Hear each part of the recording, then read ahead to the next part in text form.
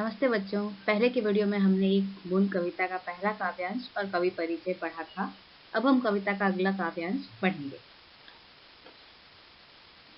कविता का दूसरा काव्यांश। देव मेरे भाग्य में क्या बदा, मैं बचूंगी या मिलूंगी धूल में, या जलूंगी गिर अंगारे पर किसी, चूप पड़ूंगी या कमल के फूल में। वह भगवान से पूछती है कि वह बच जाएगी या धूल बनकर मिट्टी में समा जाएगी।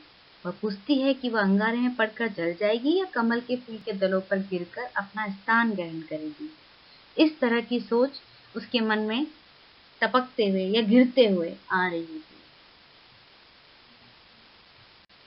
कविता का तीसरा काव्यांश।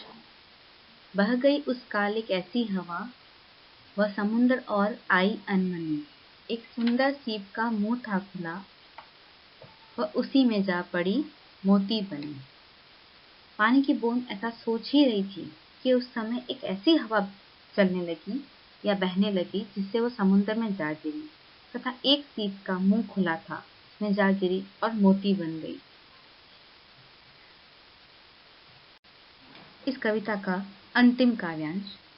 लोग यूं ही हैं झिझकते सोचते, जबकि उनको छोड़ना पड़ता है घर, किंतु घर का छोड़ना अक्सर जो बूंद लो कुछ और ही देता है कर। इस कविता में कवि समझाना चाहते हैं कि बहुत लोग ऐसे हैं जो घर से बाहर निकलते समय झिझकते हैं, डरते हैं, लेकिन उन्हें मालूम नहीं कि घर से बाहर की दुनिया को जानना चाहिए और स्वयं को इस दुनिया में जीने लायक बनाना चाहिए। बच्चों, इस कविता में एक बूंद के माध्यम से जीवन में आगे बढ़ने की प्रेरणा दी गई है। जिस प्रकार परीक्षा में सफल वही होते हैं जो पूरे साल कठिन परिश्रम करते हैं।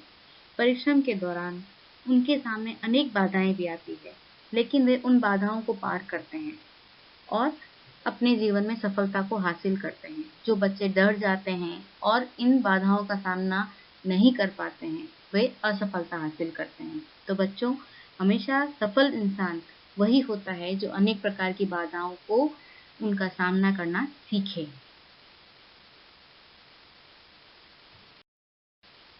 बच्चों, इस प्रकार हमारी कविता यहीं पूर्ण होती है। इसमें कुछ कठिन शब्द दिए गए हैं, इन शब्दों को आप याद कीजिए, कविता का अभ्यास कीजिए। जी, मन, कड़ी, निकली, बदा, लिखा, देव, भाग्य, नियति, अंगारा, धधकता हुआ कोयला या लकड़ी का टुकड़ा जो कि जलता हुआ हो, चूप पड़ना, टपकना, समुद्र, समुद्र, अनमनी, बिना मन के या बिना इच्छा के, सीप, शंख या एक कोई प्राणी, लोभ, सम्मान की तरह।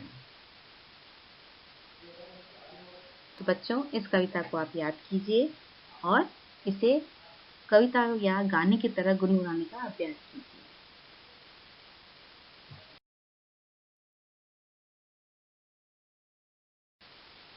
धन्यवाद। आप लोग अपने घर में रहिए, सुरक्षित रहिए।